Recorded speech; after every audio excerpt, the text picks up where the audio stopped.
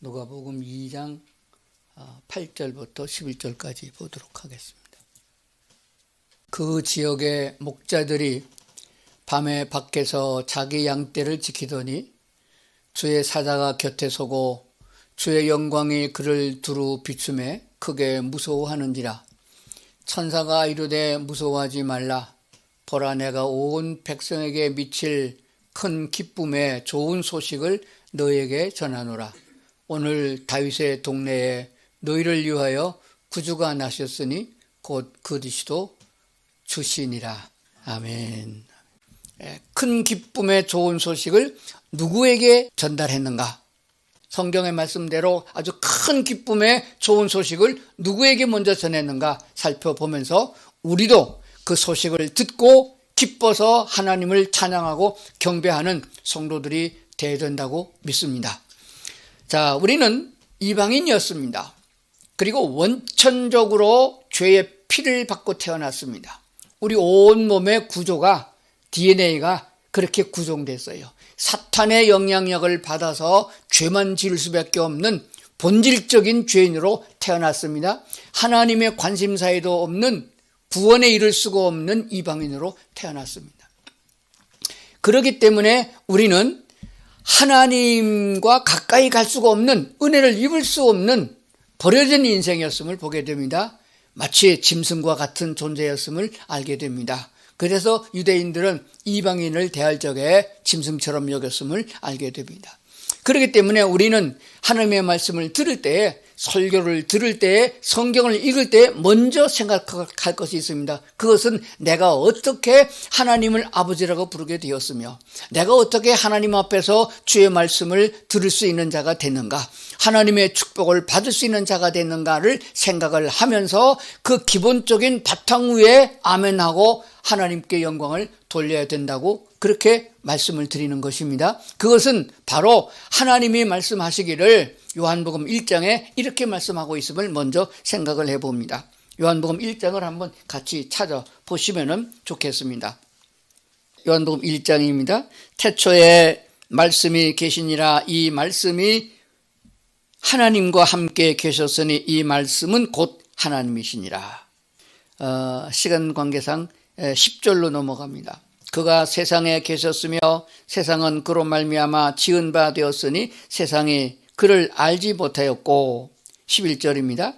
자기 땅에 오매. 자기 땅에 오매. 이게 헬라의 원문에 보게 되면은 자기 소유의 땅 이렇게 되어 있습니다. 그러니까 주인이 아주 분명하게 밝혀진 거예요. 자기 소유인 자기 땅에 왔으나 자기 백성이 영접하지 아니했습니다. 특히 하나님이 선택하여 이스라엘 민족을 선택하여 두셨는데 그들이 예수를 영접하지 않았다 그 말입니다. 그러나 12절에 영접하는 자 곧 그 이름을 믿는 자들에게는 하나님의 자녀가 되는 권세를 주셨으니 이렇게 말씀하였습니다.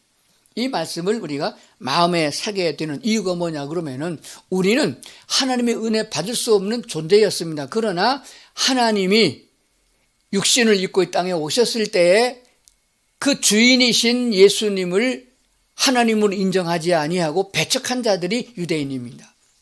하나님께서는 온 우주의 하나님이시지만은 특별히 유대인을 선택하여 이스라엘의 12지파를 선택하여 하나님은 이런 분이다. 나 여호와는 이런 하나님이다. 잡신과 다르게 유일하신 전능하신 하나님이라는 사실을 온 세상에 나타내 주셨습니다. 애굽의 바로왕을 통하여 나 여호와는 이런 하나님이다. 능력의 하나님이다. 기적의 하나님이다 하는 것을 보여준 것처럼 유대인을 통하여 온 세계의 여호와 하나님은 이런 하나님이다. 사랑의 하나님이고 긍휼의 하나님이시고 천지의 주제이시고 만왕의 왕 되시는 하나님인 것을 나타내주고 있습니다. 그런데 그들이 그 여호와 하나님을 영접지 아니하고 배척했단 말입니다. 그래서 하나님이 말씀하기를 그러나 영접하는 자 곧 그 이름을 믿는 자들에게는 하나님의 자녀가 되는 권세를 주신다는 이 말씀을 듣고 우리가 예수 그리스도를 구주로 영접했단 말입니다. 그래서 하나님의 자녀가 됐고 하나님의 백성으로 하나님 나라의 시민권을 얻은 것으로 성경은 말씀하고 있는 줄로 믿습니다. 그러니까 이 믿음을 벗어나면 안 돼요. 유대인이라 할지라도 예수님을 인정하지 아니하고 하나님께로 나가지 아니하고 그 여호와를 경외치 아니하게 되면 버리는 것처럼 우리 이방인은 더 버리기가 쉬운 존재들입니다. 그러니까 우리 이방인들은 하나님의 은혜에 날마다 감격해야 되고 잠시라도 주를 떠나지 아니하고 주의 면전에서 하나님의 말씀을 경청하여 듣고 순종하여 하나님께 영광 돌리는 삶으로 나가야 될 줄로 믿습니다. 이제 성경을 통해서 성탄의 기쁜 큰 기쁨을, 지금 제가 말로만 큰 기쁨이에요. 여러분 큰 기쁨이에요? 표정이 없어요. 아, 좋은 소식. 에이, 뭐 또 그놈 소리가 그놈 소리지 그러고 있는 것 같아요. 자, 오늘 예수님에 대해서 좀 생각을 해봅니다. 예수 그리스도의 탄생에 대해서 생각해 보는데, 먼저 어떤 사람에 대해서 소개를 받게 된다면 그 사람이 어떻게 세상을 살다가 어떻게 가느냐 하는 것을 자서전을 남기게 됩니다. 자서전을 남긴다면 그 말이죠. 자서전을 남길 적에 어떻게 남기나요?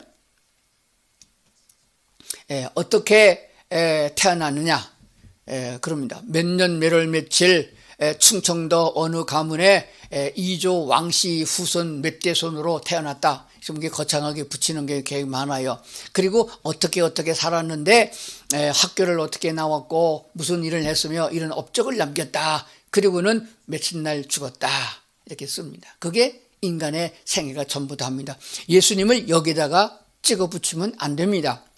4대 성인과 같은 종교인으로 생각해가지고 예수님도 똑같이 생각하는 사람들이 많은데 그거 잘못된 거예요. 우리 기독교의 복음에 전파하고 있는 주의 종들이나 우리 성도들이 예수님에 대해서 잘못 전파했다는 것이에요. 이와 같이 예수 그리스도의 탄생, 불교에서도요 성탄절 현수막 걸어줘요. 뭐라고 하는지 아세요? 아기 예수님 나셨다. 오늘 첫 번째 찬송가 배운 거 아기 예수님 나셨는데 별론데 그래도 하도 새로운 거라서 한번 불러봤습니다. 왜 아기 예수예요?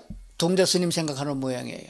그런데 부활의 주님은 현수막 안 걸어요. 절대 못 겁니다. 죽었는데 무덤에 있는데 나왔겠어요? 그래서 우리 그리스도인들은 예수 그리스도에 대해서 말할 적에는 우리는 다음 세 가지를 더 말해야 됩니다. 따라합시다. 부활, 승천, 재림. 이거기까지 다 합해서 얘기를 해야 바로 영생의 세계에 우리가 영원히 살아야 될 존재임을 느끼게 된다는 사실입니다. 탄생의 아픔이 있고 생애의 괴로움이 있고 죽음의 강을 건너서 부활의 영광으로 예수 그리스도가 죽은 자 가운데 부활했을 적에 제자들이 얼마나 담대해졌으며 감사했으며 세상의 것 다 버리고 주만 따르겠다고 했겠습니까? 바로 부활은 영원한 생명이요 죽음의 권세를 이겼다는 증거가 되는 것입니다. 그리고 공해가 많고 찌들고 전쟁과 악이 다툼이 많은 이 세상이 아니라 영원한 하나님의 나라 예비하신 그곳으로 주님께서 먼저 가셨고 우리를 다시 데리러 오신다고 약속하셨습니다. 이 약속을 믿는 소망으로 오늘을 살아야 된다는 사실을 먼저 기억을 해야 됩니다. 자, 그러면 오늘 우리 본문에 나오는 기쁨의 좋은 소식, 큰 기쁨의 좋은 소식에 대해서 말씀을 드리려고 하는데 잘 들으셔야 됩니다. 성경에 대한 말씀들을 우리는 오늘 설교를 들으시는 분들은 군인 사병들이 아니기 때문에 아마 성경 지식이 상당히 있다고 생각해서 오늘은 조금 어렵지 않겠나 생각하지만은 말씀드리면 어려운 것도 아니다 하는 것을 알게 될 것입니다. 첫 번째로 생각할 문제가 있습니다. 그게 뭐냐 그러면은 예수 그리스도께서 탄생하실 것인 것은 구약에 이미 예언된 것이에요. 그런데 왜 하필이면 마구간이냐 하는 것입니다. 유대나라의 마구간은 주로 양을 치는 곳이고 나귀를 기르는 곳이 되어집니다. 그래서 말구육간이라고도 그렇게 표현을 합니다. 역시 별 차이 없이 똥냄새가 나고 지저분하고 더럽고 아주 그냥 여러 가지 벌레가 득실거리는 그런 곳이 분명합니다. 거기에는 사람이 살 것이 아닌데 예수님이 거기에 탄생하도록 하나님이 예언하셨단 말입니다. 왜 그랬을까 하는 것이 되어집니다. 아담이 하나님의 말씀을 순종하지 못한 이유에 대해서 사람들은 대충 뭐라고 알고 있냐? 뱀이 유혹해서 그랬다. 사탄이 역사해서 그랬다. 그렇게 생각합니다. 그게 잘못된 거예요. 그것 때문이 아닙니다. 우리 모든 사람들은 죄를 지어서 감옥에 가게 되면 너 왜 그랬느냐라고 또 부모님이나 누가 아는 사람이 그렇게 묻게 됩니다. 왜 그랬느냐? 그러면 무엇 때문이다, 누구 때문이다, 뭐 때문이다 이렇게 핑계를 댑니다. 그런데 절대로 우리 그리스도인들은 핑계대는데 익숙해서는 안 됩니다. 하나님을 경외하고 있는 사람, 우리 안에 하나님이신 성령님을 모시고 있는 사람들은 이 세상의 어떤 환경과 어떤 조건 속에서도 핑계하거나 변명하지 아니하고 여호와 하나님을 경외할 수 있어야 된다는 사실입니다. 그렇기 때문에 처음에 아담이 하나님의 말씀을 순종하지 못한 것은 무엇 때문이 아니고 하나님께 대한 신뢰가 부족했기 때문인 것입니다. 우리가 믿는다는 믿을 씨는 하나님을 신뢰한다는 말이에요. 믿음의 깊이가 있다는 말은 하나님께 대한 신뢰가 확실하다는 것입니다. 세상에 그 어떠한 것도 나와 하나님 사이를 갈라놓을 수가 없다. 칼이나 기근이나 적신이나 환란이나 전쟁이나 물이나 불이 할지라도 나와 하나님 사이를 갈라놓을 것이 없다. 이런 확실한 믿음의 고백을 할 수 있는 수준에 이르러야 된다는 것이에요. 그런데 두 번째 사람 아담이라고 표현하고 있습니다. 누구냐? 예수 그리스도예요. 그게 로마서 5장 14절부터 19절까지 잘 나타나고 있습니다. 두 번째 사람 아담은 환경과 조건에 관계없이 하나님께 대한 신뢰가 약해지지 아니했기 때문에 하나님의 말씀의 뜻을 온전히 이루셨다 하는 것을 말씀해 주고 있습니다. 그렇기 때문에 마국간 제일 천하고 낮은 자리에 출생했다는 것을 표현하고 있습니다. 그러니까 예수 그리스도의 생애를 단적으로 말하게 되면 가장 낮고 천한 인간의 대접도 받지 못하는 구유에서 태어나가지고 애굽으로 망명 가서 그 어린 시절을 보냈고 돌아와서 아무런 영광의 자리에 있지 못하고 유대인들이 말하는 아주 천한 직업 목수의 아들로 목수의 집안에서 자라다가 십자가로 끝내고 말았어요. 가장 치욕적인 아주 모든 사람이 손가락질하는 치욕적인 사형 선고를 받아 십자가에서 죽음으로써 인생이 끝났단 말이에요. 그런데 그 내면 속에 포함되고 있는 것은 그런 위치에 그런 환경에 있었어도 예수님은 하나님의 말씀을 온전히 순종했다. 하나님의 뜻을 이루었다 하는 사실을 밝히 말씀해 주고 있는 줄로 믿습니다. 그 그리스도 예수가 육신을 입으시고 우리와 똑같은 사람으로 오셔서 그런 삶을 살았기 때문에 우리도 하나님께 대한 신뢰가 그 정도는 돼야 된다 하는 것을 말씀하고 있는 줄로 믿습니다. 사람은 누구를 막론하고 출생할 적에 마구간에서 태어나지 않습니다. 그 역사적인 사실을 보게 되면은 나라가 없었기 때문에 다른 나라의 통치를 받았기 때문에 그 명을 거역할 수가 없어서 아기를 낳아야 되는 그 산모를 끌고 그리고 고향으로 호적하러 가다가 임신한 여자를 나귀에 태우고 걸어가는데 빨리 갈 수 있겠어요? 해가 져가지만은 다른 사람들 다 먼저 가서 여관방 다 차지하고 늦게 도착해서 잘 방이 없어서 거할 방이 없어서 그래서 마구간에서 샀단 말이에요. 거기서 아기를 낳았단 말이에요. 이것은 하나님께서 우리에게 주시는 구원의 선물은 세상 사람의 생각과 방법으로 되는 것은 아니다. 그래서 처음부터 끝까지 사람 되신 예수님, 그는 히브리서에 말씀하신 대로 그는 우리와 한결같이 시험을 받는 자로 내 죄는 없으시니라 라고 했습니다. 환경 탓하지 마시고 누구 때문이라 하지 마시고 그래서 내가 예수 못 믿었다, 하나님 섬기지 못했다 이런 핑계 대지 말라는 거예요. 예수님보다 낫다, 예수님보다 부자다, 예수님보다 내가 오래 살고 있다, 예수님보다 더 귀한 대접받고 살고 있다 이렇게 믿으면은 인상 구겨질 이유가 없다는 사실입니다. 오직 하나님의 나라, 그 나라만 바라보고 하나님이 주신 멸관 바라보고 감사와 찬송 부르면서 인생을 살 수 있는 그리스도인 되어야 된다 하는 말씀을 우리는 이 성탄절에 다시 한번 기억해야 되는 줄로 믿습니다. 두 번째는 왜 그 기쁜 큰 기쁨의 구원의 소식을 목동들에게 전했느냐 하는 것입니다. 자, 그러면 왜 목동들인가? 목동들이 이 큰 기쁨의 소식을 제일 먼저 하나님의 천사를 통하여 계시를 받고 예수님을 찾아가서 예수님의 탄생을 축하해 찬양을 부를 수 있었느냐 하는 것입니다. 이스라엘의 그때 당시에 다 여호와 하나님을 경외하는 국가가 아니겠습니까? 그러므로 선지자도 있고 제사장도 있고 왕도 있고 그리고 대제관들 바리새인들 서기관들 얼마나 쟁쟁한 사람이 많았습니까? 그런데 그게 하나도 그들에게 기쁨의 소식이 전해지지 않았습니다. 기쁨의 소식이 전해졌는데 하나도 안 찾았습니다. 나서지도 않았어요.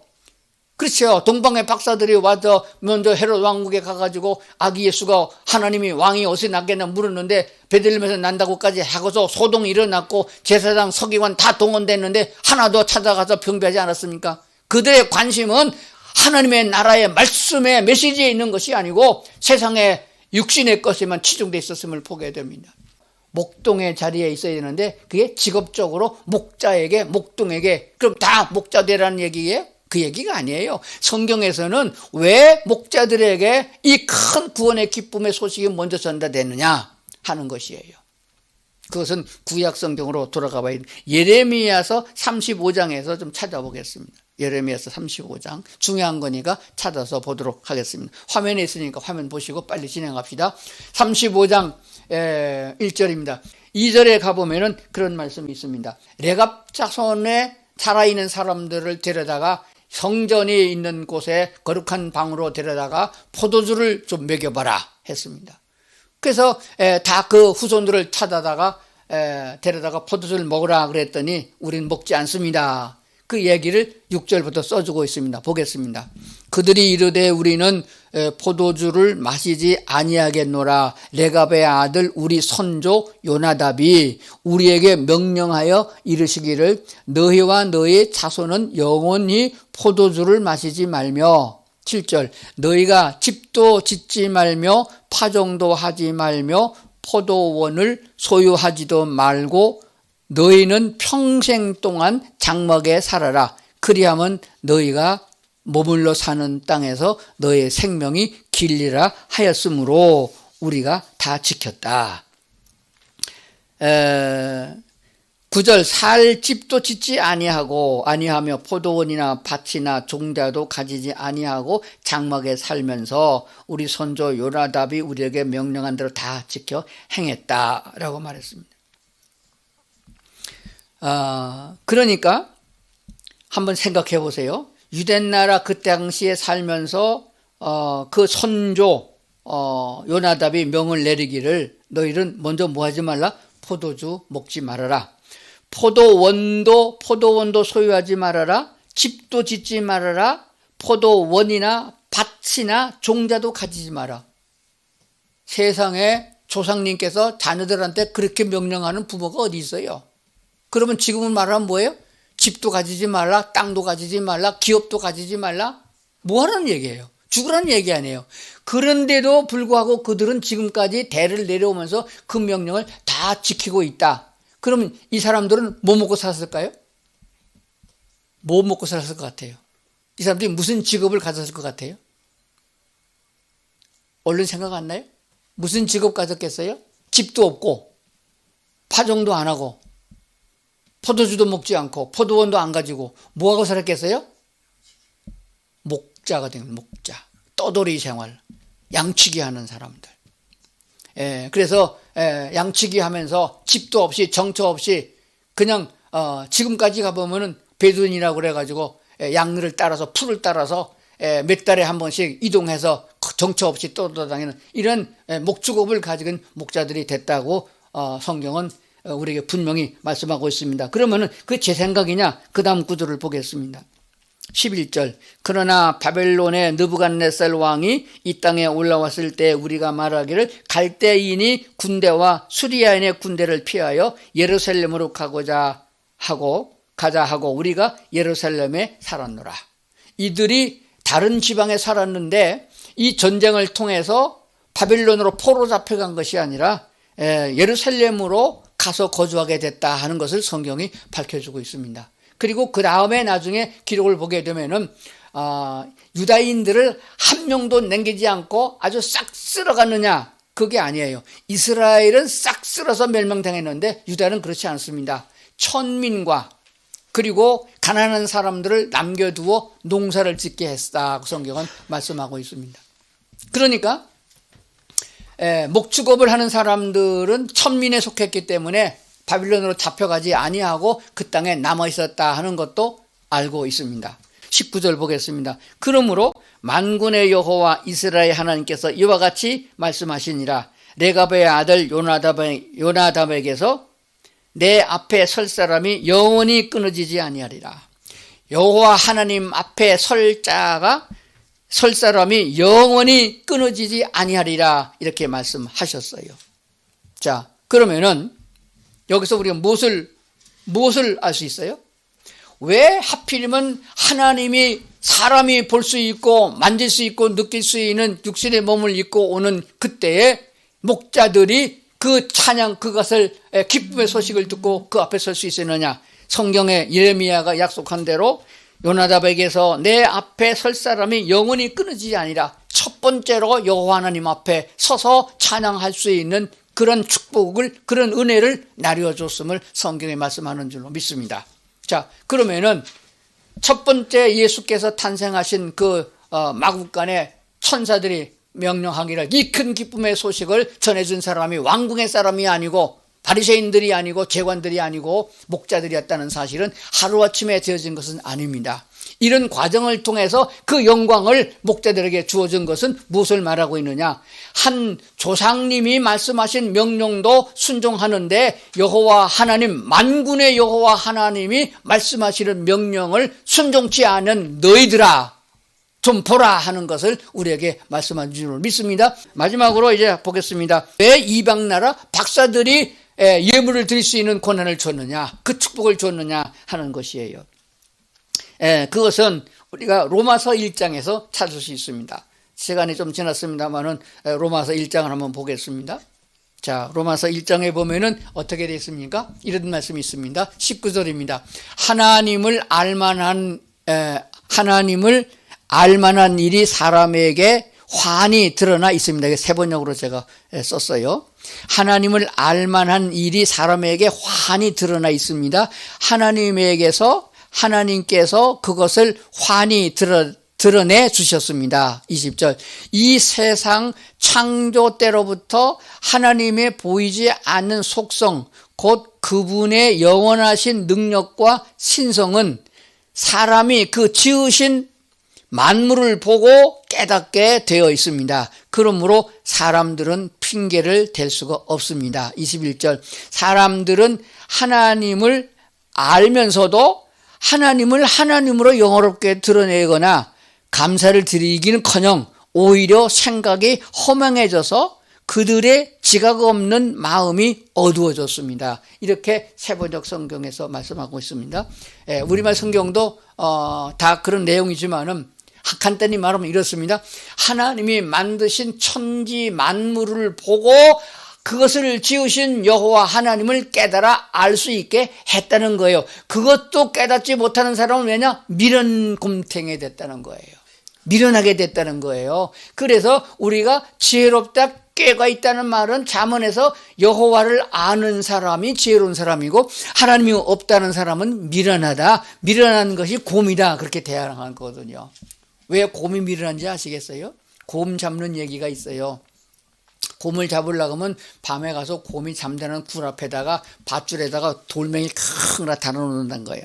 그럼 곰이 나오다가 그게 머리에 부딪힌다는 거예요. 뭐 이런 게 있어, 머리를 한번 받는다는 거예요. 그러면 그게 이렇게 갔다가 나가려고 하면 세게 받잖아요. 그러면 또 맞으면 또 친다는 거예요. 그래서 결국은 그 돌멩이에 맞아서 곰이 죽는다는 거예요. 그것도 모르고 이렇게 갔다가 여우 같으면 싹 빠져나가잖아요. 근데 곰은 밀어내가지고 저는 오나 안 오나 보고 섰다 오면 또 받는다는 거예요. 그게 곰이에요. 여러분, 곰 같아서는 안 됩니다. 지혜로워야 되는 거예요. 정말 지혜로운 자가 뭡니까? 만물을 보고 하나님을 찬양할 수 있는 사람. 오늘 아침에 눈이 많이 와가지고 일찍 일어나가지고 앞에 쓰는데 이게 이 농사 짓던 사람이 아니라 갖고 팔다리가 아프고 허리도 아프가지고 그래서 불평했느냐? 아닙니다. 참 하나님 이게 깨끗한 흰 눈과 같이 우리 죄를 씻어준다 그러는데 얼마나 자연이 아름다운가. 화이트 크리스마스가 되도록 성탄의 즐거움도 주게 하신 하나님 얼마나 감사하나. 자연을 보고 하나님은 그를 지으신 하나님을 찬양하고 감사할 수 있는 마음을 가져야 되는데 온통 비 오면 비 온다가 추우면 춥다고 더우면 덥다고 불평투성이는 사람들은 하나님을 알지 못하는 사람 미련해서 그렇다 그 말입니다. 그래서 그들은 지각이 없는 마음이 어두워졌기 때문이다. 빛 대신 예수님을 받아들여야 될 줄로 믿습니다. 자, 그러면 왜 이방나라 박사들인가? 별을 보고 연구하는 박사들은 자연 생태계 속에서 이건 틀림없는 창조주가 이 땅에 온다는 소식이다 그걸 알았어요. 그래서 별을 따라서 유대나라까지 왔다라 그 말이에요. 그러면은 하나님의 말씀을 듣는 사람들이 직접 들어도 깨닫지 못하는 미련한 인간들, 참 비교가 되지 않습니까? 창조주 여호와 하나님이 인간 세상에 자기를 나타내는 방법을 계시라고 그럽니다. 계시가 두 가지가 있어요. 크게 나누면 두 가지인데 그 첫 번째 하나가 자연 계시입니다. 자연 만물을 보고 봄에 싹이 트는 걸 보고 얼음을 깨고 그 속에서 싹이 나는 것을 보고 생명의 존재를 깨달아야 된다는 거예요. 자연을 보고 하나님을 깨닫고 하나님을 믿는 사람이 많다 그 말이에요. 근데 또 하나는 그것은 조금 미련한 사람은 못 깨달을 수 있어요. 그러면 뭐냐? 하나님은 직접 계시가 있습니다. 그게 말씀의 계시예요. 여호와께서 가라사대 나 여호와는 이렇다 이렇게 말씀한 것이에요. 근데 우리는 신약시대에 살고 있잖아요. 그런데 지금은 그 하나님의 말씀이 성경에 기록되어져 있습니다. 기록되어지는 말씀이 성령에 임하게 되면 그것이 깨달게 되는 것이고 인간의 눈으로 보면은 그게 뭔 말인지 모른다는 거예요. 읽으면서도 모르는 거예요. 그래서 나쁜 말만 골라가지고 성경을 골라서 써먹는 사람들이 있어요. 그게 아니면 그 말씀을 주신 하나님의 마음을 깨닫고 그 말씀을 믿음으로 받아들여서 우리가 순종하는 100% 순종하는 자리에 이르러야 된다는 사실입니다. 그러므로 왜 이방나라 박사들인가 이렇게 눈에 다 보이는 우리가 피부로 느끼고 있는 자연 속에서도 하나님을 깨닫지 못한다 그러면은 그보다 더 쉽고 직접적으로 계시해 주신 말씀을 깨닫지 못하고 눈으로 본 바 기적을 체험하고도 예수를 십자가에 못 박은 그런 인간이 돼서는 안 된다는 것입니다. 그래서 이 성탄의 기쁨은 오늘 우리에게 어떤 것이 되어지느냐 하는 것입니다. 마구간에 출생하셨고 고통과 아픔 속에서 십자가로 맞췄다 할지라도 예수님은 부활의 영광을 얻으셨고 이 온 우주의 왕으로 마지막 심판주로 오신다는 것을 생각한다면 예수님 때문에 고난당한다고 생각하지 마시고 예수님 때문에 축복이 이르셨다고 하나님께 고백하는 우리가 되어야 된다고 믿습니다. 그리고 목자들 그의 손자들의 어떤 요나답의 말을 들었던 그들과 같이 한 조상의 말을 온전히 순종하여 고통과 아픔 속에 손해가 얻으면서 짐승처럼 사는 그런 목자들의 삶이었다 할지라도 그들은 그 조상의 말을 굳게 믿고 따랐던 것처럼 그보다 크고 위대하신 하나님의 말씀을 우리가 믿는다고 그러면은 주님의 말씀을 끝까지 믿고 따르는 자들이 되어야 됩니다. 내가 어떤 고난과 환난 속에 있다 할지라도 여호와 하나님을 경외하고 찬양하는 데는 내가 조금도 부족함이 없는 사람이 되기를 원한다. 이런 마음의 자세를 가져야 된다. 이 성탄의 기쁨, 바로 이런 마음의 자세가 우리에게 다시 한번 새겨지는 이런 은혜가 넘칠 수 있기를 주의 이름으로 축복합니다. 기도하시겠습니다. 오늘 우리에게 이 귀한 은혜 주셔서 감사합니다. 말씀이 우리에게 있고 육신을 입고 땅에 오셨던 예수께서 본을 보여준 것처럼 우리가 그 길을 따라가는데 억지로 따라가면 힘들지만은 성령 하나님과 동행하게 되면 능히 이길 줄로 믿습니다. 그러므로 기쁨과 감사의 찬송을 부르면서 저천성을 향해 나가는 부활의 소망을 가지고 살 수 있는 저희들 삼아 주시옵소서. 하나님 아직도 육신적으로 영적으로 알지 못하고 고난당하고 있는 이웃들에게 이 복음을 전하게 하시고 그들에게 하나님의 은혜가 임할 수 있도록 기도하는 저희가 되게 하여 주시옵소서. 하나님, 이 한 해의 어지러움 속에 우리가 삽니다. 세상이 온통 뒤죽박죽이 되는 것 같은 이런 상황 속에 있습니다. 그래도 한 줄기의 빛이요 구원이신 예수 그리스도를 따라 믿음으로 그 나라에 임할 수 있는 저희가 되게 해주시고 그 사랑을 나눌 수 있는 저희 되도록 도와주시옵소서. 예수님 이름으로 기도드리옵나이다. 아멘.